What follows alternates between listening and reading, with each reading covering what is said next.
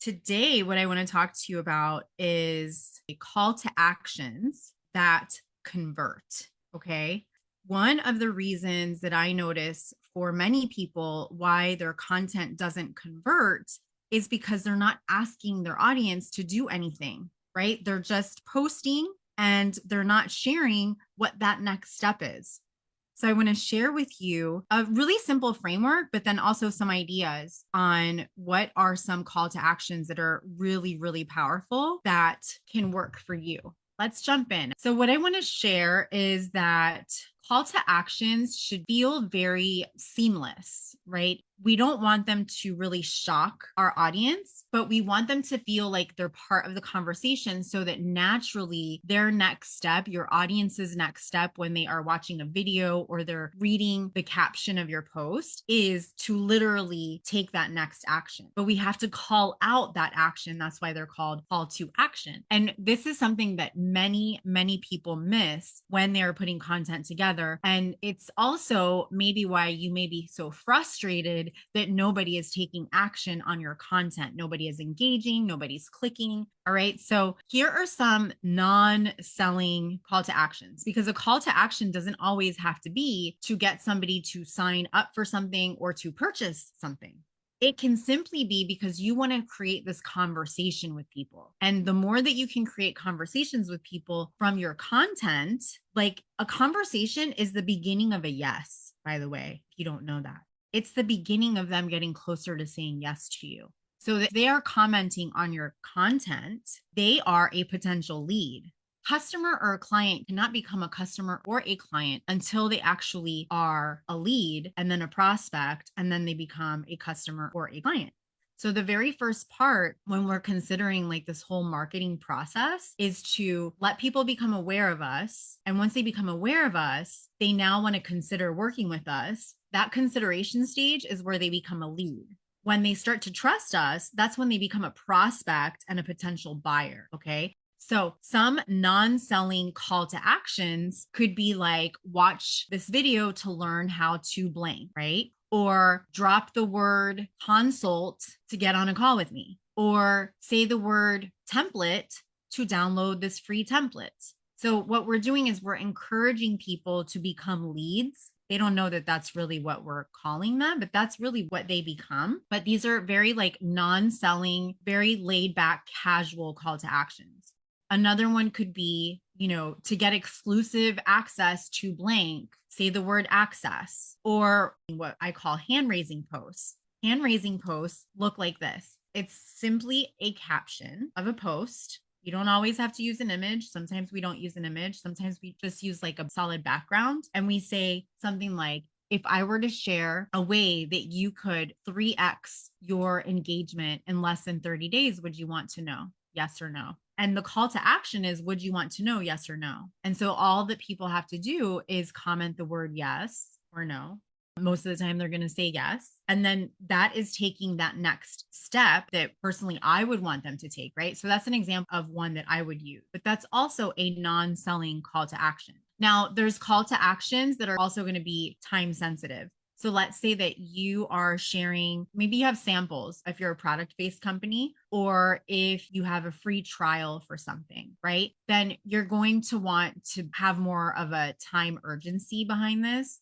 So, and I'm going to say, I love to say the word blank down below, or comment the word, or type the word, whatever it is. And the reason why I use that rather than dropping a link is because it allows me to start a conversation with someone, and it makes it less transactional and more personable and more human. And that's part of our own mission, and our motto in our company is to humanize marketing. So I like to say that, but you could say something like, if you'd like to get my free template now before I make it paid, say the word template down below. If you'd like to get into my free trial before it closes down, say the word trial down below. Or you could say, or click the link in the comments or in the bio, depending on where you're doing this. All right. So how do you write this? This is where you really want to pay attention, because this is the framework. You want to answer a couple of questions. The first one is, what is the next action that I want this person to take, that I want my audience, my readers, my followers to take? Okay, so have an intent for every single post. Now, every single post does not need to have a call to action. However, if you are somebody that is, like you're frustrated because nothing's happening with your social media content, then you want to start practicing having call to actions. So you want to ask yourself question number one, what do I want my audience to do with this post? Do I want them to click somewhere? Do I want them to drop the word? And what is the point? What is the benefit of them taking that action? What's going to happen next for them? Okay. So instead of just like putting content out there because people are telling you that you need to post once, twice, 3 times a day, please, please, please, I can't more strongly suggest and encourage that you have a reason why you are posting. Every single post should have a reason, even if it's a personal post. At least in my opinion, because I don't know about you, but I don't have time to waste on social media. So every single post that I post on social media, it has a reason. There's a thought and a reason to everything that's being put out there. Question number two, you want to ask yourself, what is the benefit for this post and for people to take action on this? Okay, so once you've answered those questions, then it's time to play with some words. So I'm going to give you a short list of verbs, right? Because call to actions, it's a verb. We want people to take action. So here are some words to use when you're creating your call to action. Start by clicking here or by saying the word blank. Learn how to do blank by saying the word blank. Find out how to blank by saying the word blank or by clicking the link in my bio. Claim your spot. Those are verb ones. Now, some time, like time urgency call to actions would be like now, the word now, immediate, closing soon, last chance, hurry, limited supply, unlimited, or today only. Value words that you can use in call to actions would be things like special, exclusive, results, limited spots, guarantee, things like that. So what you want to do is you want to use a combination of few words to come up with variations of call to action. And then the other thing is once you start practicing this and you really start to use call to actions in your content, if there is a call to action that is working, keep using that same exact wording. People need to hear things over and over again. And believe me, they probably won't even remember that you said it the same way the day before or whatever. We are bombarded by messages. Us humans, we actually receive between 6,000 to 8,000 marketing messages per day, each of you and myself included. So we're not going to remember if you said, say the word workshop down below and you say that 10 times in the next 2 weeks. What you want to remember is that ultimately your call to action is not really about your product or your service. It's about the benefit that your follower is going to get by taking that action. But the things that you want to think about is that when you're writing up your call to actions, it's got to be about your audience, about your follower. Like, what is in it for them? You want to be super specific about what's going to happen after they click. So many times you'll hear me say, say the word workshop down below, and I will send you a direct message with link on how to access the workshop. I'm letting them know exactly what's happening. We have to walk people through like every little step on social media. Number one, it's because we are on social. I am too. We're lazy. Like we're lazy readers and action takers, but we also need to literally like hold people's hands so that they do what we want them to do. Let me give you some examples of other call to actions for like different situations.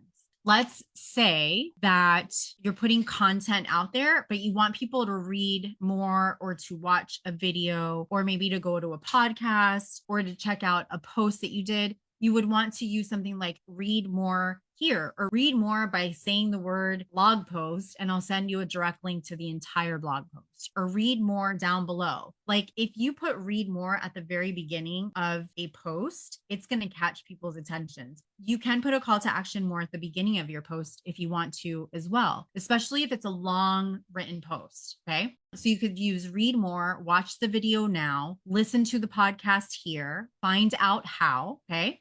Now, if you have a lead magnet, some really great lead magnet call to actions, and these are really simple too. Join today for free access for 30 days. Send me the word specials now, or DM me the word specials, or say the word specials down below to access now.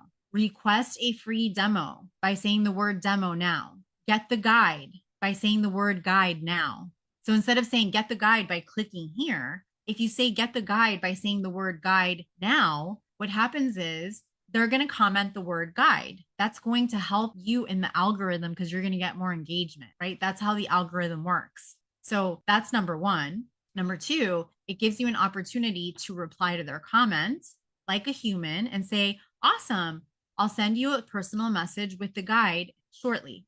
Is that okay? Sometimes, like if you don't know the person, you've never had any sort of connection, you may want to ask for permission first and then send them a personal message that can very potentially lead to an actual new client.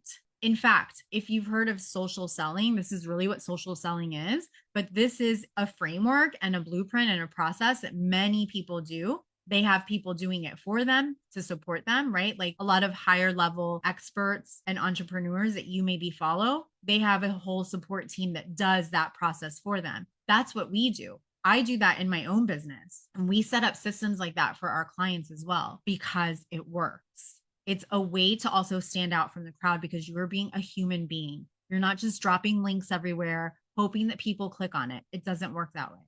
All right. So there you go. And I will see you guys next week. And until then, remember, stay social, have a beautiful weekend, and I'll see you soon. Bye, guys.